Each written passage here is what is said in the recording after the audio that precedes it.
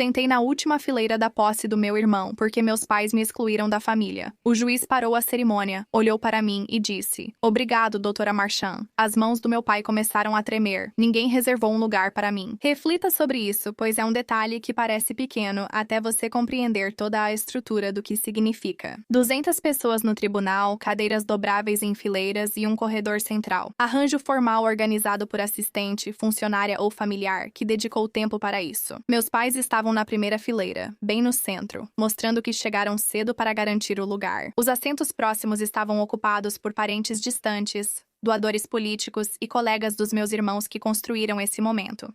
Nenhum era para mim. Sentei na última fileira, perto da porta, o lugar escolhido para sair discretamente. Ao me sentar, percebi que era o mesmo lugar que minha família sempre me destinou, com ou sem cadeira. A mulher ao meu lado parecia uma assessora política, com cerca de 30 anos, crachá no pescoço e um ar eficiente de quem frequenta muitos eventos oficiais e extrai informações rápido. Ela me deu um sorriso avaliador, como quem decide se deve falar comigo. "Você é do gabinete do promotor?" perguntou. "Sou irmã dele", respondi. As sobrancelhas dela se ergueram de forma genuína. Um movimento involuntário de quem recebe uma informação que contradiz o que imaginava. "Eu não sabia que o Connor tinha uma irmã", ela disse. "Claro, não sabia. Fui apagada por tanto tempo que minha ausência virou a versão oficial dos fatos. Não afastada, não complicado, apenas ausente, editada fora. A família Marchand, conhecida no meio jurídico e político de Boston, era formada por Richard, Catherine e o filho Connor, recém-eleito promotor público aos 34 anos e prestes a ser empossado por um juiz federal diante de uma plateia influente. Eu não era útil para eles. Há 8 anos eu não era útil para eles. Desde aquela manhã, também era neurocirurgiã no Massachusetts General Hospital, especializada em cirurgia cerebrovascular. Um histórico de publicações científicas que fez meu chefe de departamento me descrever no ano passado como uma das residentes mais tecnicamente talentosas. Em 2 décadas, fui uma das residentes mais talentosas tecnicamente que este programa formou, além de ter uma taxa de sobrevivência de pacientes em procedimentos intracranianos de alto risco. Não ia dizer em voz alta porque estava na última fileira da posse do meu irmão, tentando ser invisível. Eu era muito boa nisso, tinha muita prática. Vou contar como fui parar na última fileira, porque aquela cadeira do corredor tem uma história. Meu nome é Chloe Marchand. Tenho 29 anos. Eu cresci em uma família que tinha uma história sobre si mesma, uma história muito específica e cuidadosamente mantida. E a história era esta. Os Marchand eram uma família de advogados. Richard Marchand, meu pai, atuou por 30 anos na advocacia corporativa e tinha uma reputação profissional que o precedia. Minha mãe, Catherine, foi assistente de um juiz federal antes de largar a advocacia para cuidar da infraestrutura social da família, o que também exigia muita habilidade. Connor, 4 anos mais velho, assimilou a história antes e melhor. Desde os 12 já era o futuro advogado, convencido de que o papel era a própria realidade. E eu também desempenhei esse papel tempo suficiente para entrar na faculdade de Direito de Harvard aos 18 anos, o que justificava minha existência segundo minha família e confirmava a continuidade da história. Meu pai fez ligações e minha mãe contou para as amigas. Connor apertou minha mão na mesa de jantar, seu gesto físico mais caloroso. Passei 1 ano na faculdade de Direito de Harvard, 1 ano entendendo com clareza cada vez maior que eu estava infeliz de uma forma que não tinha nada a ver com dificuldade ou adaptação e tudo a ver com estar vivendo a vida errada. Não era a escola errada, era a vida errada. Eu sabia desde os 16 anos que queria ser médica. Especificamente, eu me sentia atraída pela neurocirurgia com a determinação de quem encontrou aquilo para o que nasceu e está tentando se convencer do contrário porque aquilo para o qual foi feita não está na lista aprovada. A conversa no dia de ação de graças do meu primeiro ano na faculdade de Direito se tornou tão repetida que virou parte estrutural de como entendo minha família, perdendo o caráter de lembrança. Eu disse ao meu pai que queria sair da faculdade de Direito e me inscrever na faculdade de Medicina. Disse a ele que estava pesquisando programas, que meu histórico em ciências era forte para tentar as melhores universidades e que acreditava poder me destacar nisso mais do que no direito. "Você está jogando fora o legado dos Marchand",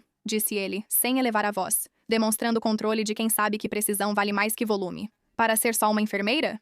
Minha mãe desviou o olhar. "Dissemos a todos que você está em Harvard Law.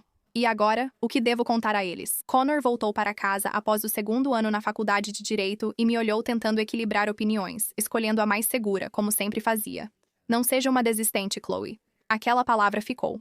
Fui embora naquela noite, com minha mala arrumada rapidamente, como sempre fazia. Fui ao meu apartamento perto do campus, enviei minha desistência online e iniciei inscrições para medicina. Me inscrevi para Johns Hopkins, Columbia e Universidade da Pensilvânia em uma modalidade de bolsa sem considerar condição financeira, pois queria estudar sem aceitar condições financeiras indesejadas. Em março, fui aceito pela Johns Hopkins com bolsa integral. Não contei porque ninguém mais perguntava. 8 anos é muito tempo sem ser filha de alguém. Quero ser honesta sobre esses 8 anos, pois histórias de quem supera a rejeição familiar costumam ser retratadas como trajetórias limpas e triunfantes. A criança subestimada constrói algo notável e retorna para provar que estavam errados. Na realidade, essa parte é bem menos cinematográfica. Trabalhei em 3 empregos nos 2 primeiros anos da faculdade de medicina. Aulas particulares, um cargo administrativo em um hospital nas noites de fim de semana e uma função de assistente de pesquisa em um laboratório de neurociência que pagava pouco, mas que eu teria feito de graça porque a doutora Priya Anand, minha supervisora de pesquisa, 44 anos, uma das principais pesquisadoras em patologia cerebrovascular do país, foi a primeira figura de autoridade na minha vida que olhou para o que eu estava fazendo e disse sem ressalvas: "Isso é bom." Essa frase, dita quando eu tinha 21 anos após entregar um relatório de laboratório à meia-noite, depois de 7 horas dando aulas, mudou algo em mim que eu nem sabia precisar mudar. Passei 3 anos funcionando à base do combustível de tentar provar algo para pessoas que não estavam prestando atenção, e esse é um combustível que queima, mas não sustenta. A doutora Anand me mostrou que o trabalho valia a pena, não importando a opinião dos outros. Me apeguei a isso e vivi de miojo por 2 anos. Eu dormia 4 horas nas noites em que 4 horas estavam disponíveis, e menos nas noites em que não estavam. Passei feriados sozinha. Não dramaticamente sozinha. Não com uma performance de sofrimento. Apenas sozinha do jeito de uma pessoa que fez escolhas que exigiram certas perdas, e aceitou essas perdas como o preço das escolhas.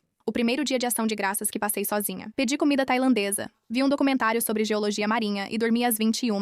Estava tudo bem. No segundo dia, estava de plantão. No terceiro, já não percebia mais. Após 8 anos, meu pai me procurou por e-mail, não por telefone, mostrando que era um contato mais logístico do que emocional. Connor havia vencido a eleição para promotor distrital. Haveria uma cerimônia de posse no mês que vem no Tribunal Federal. Ficaria ruim se você faltasse. Não era um sentimos sua falta, nem um queremos te ver, nem fingiam que tínhamos uma relação relevante. Apenas ficaria ruim.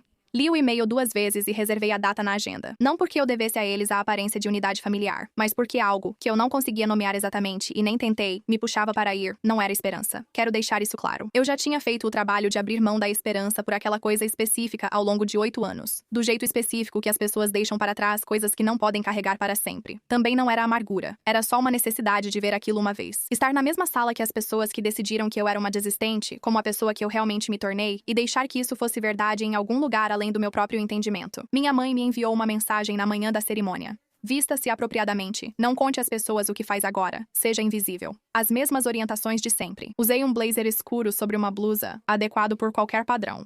Dirigi até o Tribunal Federal, estacionei, esperei 3 minutos no carro e entrei, sentando na última fileira. A cerimônia tinha o clima típico da Boston oficial, com uma sala cheia de pessoas que conhecem nomes, cargos e sabem quem pode ser útil para quem. Organizado com uma coreografia que homenageia alguém, mas também foca em visibilidade, networking e manter relações profissionais. Meu irmão discursou. Connor Marchand, 33 anos, estava à vontade naquela sala, como sempre vi durante sua vida adulta. Ele tinha o porte controlado do meu pai, a desenvoltura social da minha mãe e a qualidade adicional que vem de 20 anos decidindo que a performance da confiança eventualmente se torna indistinguível da própria confiança. O discurso dele tratou de justiça, serviço público e responsabilidades do cargo. Estava bom, sem sarcasmo. Ele trabalhou para isso e o esforço era evidente. E apesar de toda a arquitetura complicada dos fracassos da nossa família, meu irmão tinha construído algo real e estava sendo reconhecido por isso em uma sala cheia de pessoas que sabiam o valor daquilo. O cinegrafista da emissora local focou meus pais nos aplausos. Meu pai parecia alguém que recebia a confirmação do que já acreditava sobre si. Minha mãe chorava daquele jeito contido e fotogênico dos eventos oficiais, lágrimas de quem usa a emoção como ferramenta social sem perder o controle. Sentei na última fileira e contei 12 fileiras entre nós, cerca de 200 pessoas. A distância entre onde minha família estava e onde eu existia na história deles se tornou espacial. Eu pensava em ir embora. O discurso acabou, a cerimônia terminou, fotos tiradas e a recepção começava. A sala passava de cerimônia para social e eu já tinha cumprido meu objetivo. Estive lá, vi todos, senti o peso da realidade mais uma vez e estava pronta para sair. Então, a juíza Margaret Whitmore retornou ao púlpito. Não prestei atenção nela na cerimônia. Ela conduziu o juramento com a autoridade de quem já presidiu muitos eventos oficiais, sempre com a mesma gravidade. Cabelos prateados, postura precisa e atenção de quem sabe ler o ambiente há anos. Ela se aproximou do púlpito e a sala foi se acalmando. Antes de concluirmos a parte formal desta manhã, ela disse: "Gostaria de fazer um reconhecimento pessoal." A sala ficou em silêncio daquele jeito específico de 200 pessoas redirecionando a atenção ao mesmo tempo. Minhas mãos ficaram frias. Eu não sei porquê.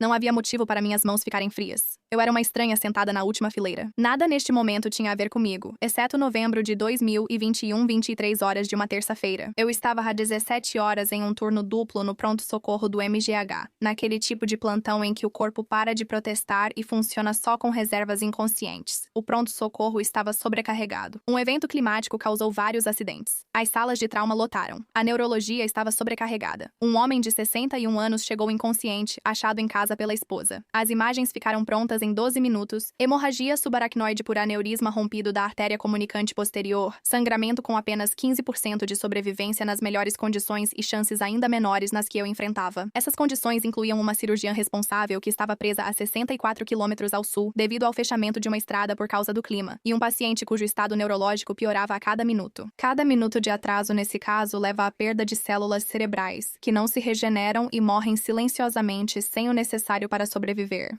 Eu era residente do segundo ano. Realizei esse procedimento 2 vezes sob supervisão. Estudei por 2 anos, visualizei a anatomia até ficar totalmente familiar e revisei todas as decisões possíveis. Na minha cabeça, tantas vezes parecia mais lembrança que cálculo. Decidi. A enfermeira Patricia Owens, com 22 anos em emergência e a profissional mais competente que já conheci, me olhou ao ouvir o que eu faria. Não foi um olhar de dúvida. O olhar de uma mulher fazendo seu próprio cálculo sobre quem estava à sua frente. "Tem certeza?" ela perguntou. "Não", respondi. "Vamos." A cirurgia durou 11 horas e 14 minutos, o paciente sobreviveu. 2 semanas depois, fui transferida de departamento, indo para a vascular. Só voltei à neurocirurgia 3 meses depois, quando a família já tinha partido. Recebi um bilhete pelo sistema do hospital, entregue por uma enfermeira que achou que eu deveria ver. "Obrigada, família Whitmore." Salvei esse bilhete no e-mail e não pensei mais, pois os casos que dão certo você carrega de forma diferente dos que não dão. E carregar isso é uma habilidade que você desenvolve, porque a alternativa é não conseguir continuar. Eu continuei. Eu não tinha associado o nome Whitmore à juíza que estava conduzindo a cerimônia de posse do meu irmão. Agora eu estava fazendo essa conexão. Minhas mãos frias nos joelhos e a sala silenciosa me faziam pensar. É um nome comum, deve ser outra Whitmore. "Há 2 anos", disse a juíza Margaret Whitmore, "meu marido estava morrendo." A sala ficou imóvel. A quietude de 200 pessoas em um evento social profissional, quando, de repente, são convidadas a receber algo real. Um aneurisma cerebral rompido. Ele tinha 61 anos. Os primeiros socorristas disseram que as chances de sobrevivência eram menores que 15%. Ela fez uma pausa, não só para causar efeito. A pausa de quem já repetiu essa história para si e agora a narra em voz alta pela primeira vez em um ambiente formal. O cirurgião responsável estava ausente, atrasado pelo mau tempo. A janela para a intervenção se fechava. Eu não respirava. Uma residente do segundo ano estava de plantão e iniciando um turno duplo, segundo os registros de enfermagem que revisei. Ela analisou as probabilidades e não as aceitou como decisão final.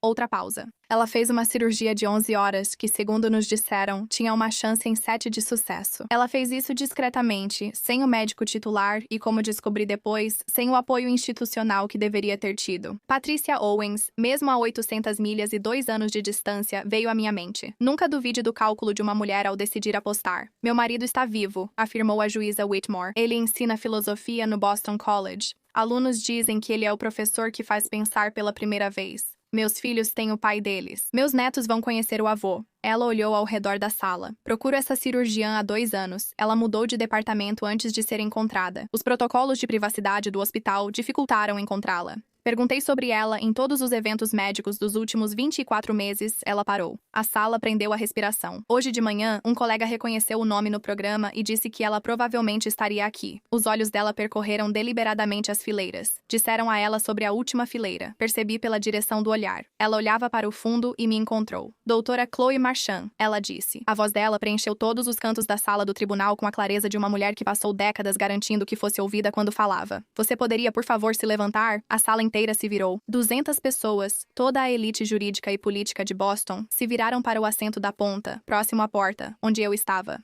Levantei-me, mas minhas pernas não estavam firmes. Quero ser honesta sobre isso. Eu me levantei devagar, e minhas pernas tinham aquela instabilidade específica de um corpo que foi solicitado a fazer algo para o qual seu sistema nervoso não estava preparado. E mesmo assim eu me levantei, porque sentar já não era mais uma opção. Eu não olhei para a multidão. Olhei para a quarta fileira à direita, onde meus pais estavam. Minha mãe levou a mão à boca. Não eram lágrimas de eventos oficiais, era algo mais espontâneo. A expressão de uma mulher cujo esforço para manter uma realidade foi publicamente desmentido por uma juíza federal diante de todos que conhece. A mão direita do meu pai tremia no apoio de braço da cadeira. Observei-a por um momento. A mão de Ricardo Marchand, após 30 anos de advocacia corporativa, o homem que me chamou de enfermeira de luxo no jantar de ação de graças, viu minha partida e contou aos amigos por 8 anos que sua filha largou Harvard e não chegou a lugar nenhum, tremendo. Doutora Marchand, disse a juíza Whitmore, e olhei para a frente. Meu marido está vivo porque você não deixou probabilidades impossíveis decidirem o resultado. Você tomou uma decisão que exigiu habilidade, coragem e disposição para agir na ausência de certeza, num momento em que a certeza era a única coisa que não estava disponível. Ela fez uma pausa. Você fez isso sem reconhecimento, sem apoio institucional e, pelo que entendi, sem saber que alguém estava observando. A sala explodiu. Não foi um aplauso educado nem o bater de palmas contido de uma plateia profissional. 200 pessoas de pé. O som preenchia o tribunal com a força física característica de um grande espaço fechado recebendo som em volume máximo. E eu fiquei na última fileira, com as pernas não totalmente firmes, as mãos frias e algo acontecendo atrás dos meus olhos que eu não ia permitir que se tornasse visível naquela sala. Eu não chorava pela minha família há 8 anos. Não ia começar diante de 200 advogados e políticos. Eu respirei pelo nariz, contei, deixei o som me envolver e me mantive centrada e bem firme. A juíza Whitmore esperou a sala se acalmar. Em nome da minha família, ela disse quando o barulho diminuiu o suficiente para que se pudesse falar, e em nome de cada paciente cujo desfecho será diferente porque você escolheu esse trabalho.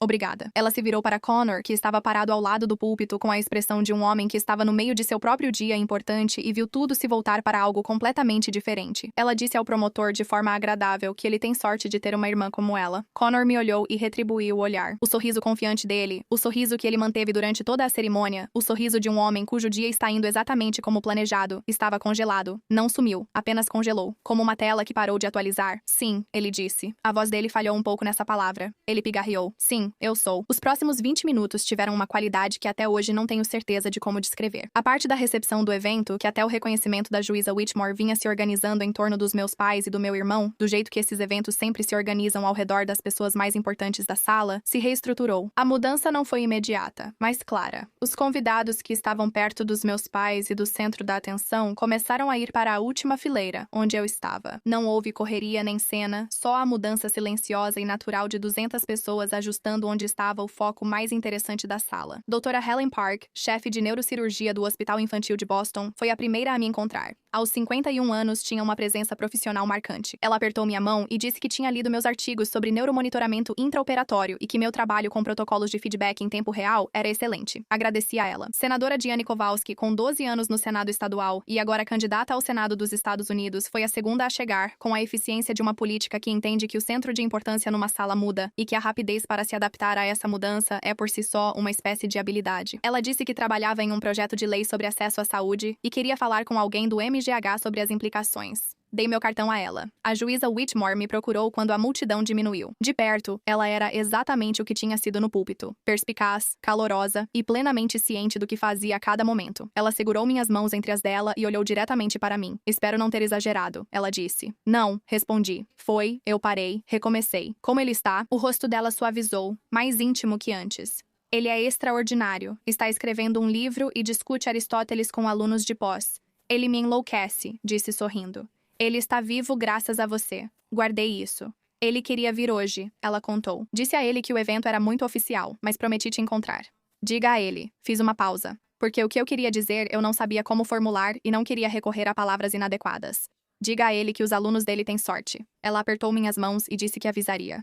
Meus pais chegaram 40 minutos depois. A sala já havia mudado tanto que me achar exigiu certa navegação. Eles precisaram atravessar um grupo que se formou ao meu redor, exigindo mais esforço do que esperavam. Observei-os vindo do outro lado da sala. Meu pai veio primeiro, seguido da minha mãe e depois Connor. Ele parecia alguém que passou por uma demolição controlada e agora avalia os danos. Ele parou a 60 centímetros de mim, me olhou em silêncio. A mão trêmula estava imóvel. Richard Marchand sempre era composto em público. Pensei, talvez o que havia de mais enraizado nele, mais até que suas convicções habituais, e isso permanecia mesmo quando suas crenças já não eram claras. Chloe, ele disse. Pai, respondi. Pausa. Não sabíamos. Você não perguntou, falei. Não como acusação, apenas como fato. Ele me olhou. Algo passou pelo rosto dele que eu não via desde que era criança. Algo desprotegido, algo por baixo da apresentação controlada. Ele tinha 61 anos e passou 40 minutos vendo seu mundo profissional descobrir que a filha, antes vista como alguém que desistia, passou 8 anos tornando-se uma neurocirurgiã que salva vidas em cirurgias de 11 horas. Isso mexeu com algo que eu achava imutável. Não, nós não sabíamos, disse ele com minha mãe ao lado. Ela me olhou com a expressão de uma mulher que é muito boa em administrar situações e que encontrou uma que ela não sabe administrar do jeito que costuma. Os olhos dela estavam úmidos. Não eram as lágrimas contidas de ocasiões oficiais, eram de outro tipo. Eu não sabia o que dizer, ela disse com a voz mais baixa do que eu lembrava. Quando você foi embora, não soube explicar. Você poderia ter ligado, eu disse. Poderia ter perguntado. Silêncio. Sim, ela disse. Eu poderia. Connor se aproximou deles. Ele parecia ter passado 40 minutos em um confronto íntimo consigo mesmo, sem espaço para processar devido à ocasião pública do dia. Ele parecia um homem que tinha conquistado algo importante e que agora entendia que essa conquista existia dentro de um contexto maior que ele não tinha considerado completamente. Eu disse algo horrível para você, ele disse. No dia de ação de graças, há 8 anos, você disse que eu era uma desistente. Eu disse. Sim.